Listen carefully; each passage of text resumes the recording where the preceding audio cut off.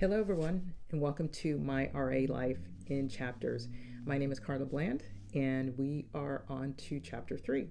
So, what I wanted to talk about today is some of the labs that you may see your healthcare provider order for you if they suspect RA or a autoimmune condition of some sort.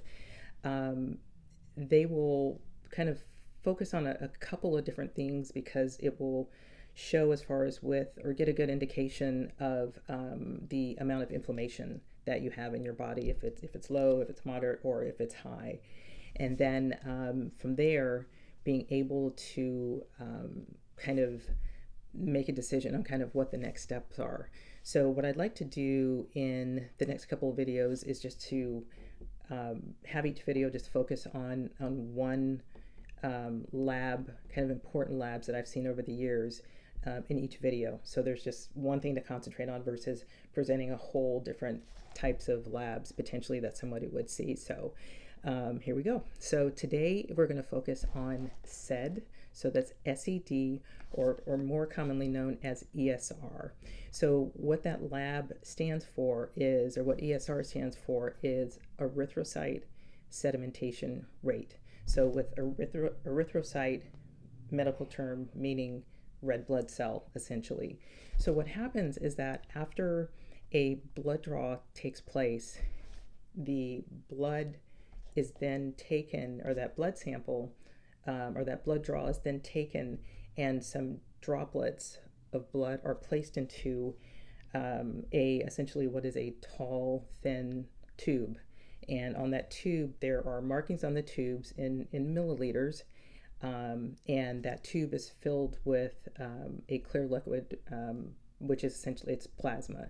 So the droplets from the blood draw are then placed on the, or inside of the tube on the top of the plasma, and inside those droplets are going to be red blood cells.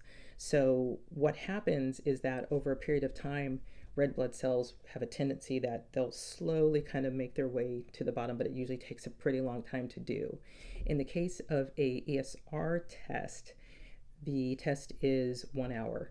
So from the time that those droplets are placed in the plasma, if there's a lot of inflammation, remember inflammation, it's going to be inside the red blood cells themselves.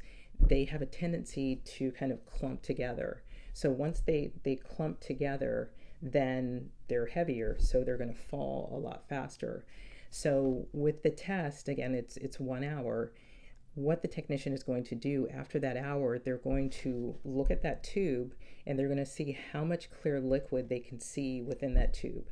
And so if you can kind of imagine let's say a 100 milliliter tube, and after an hour the technician goes back to read it and they only see 20 milliliters of clear liquid, that means that 80 milliliters of that tube is now filled with those red blood cells that as they fall they're kind of stacking on top of each other.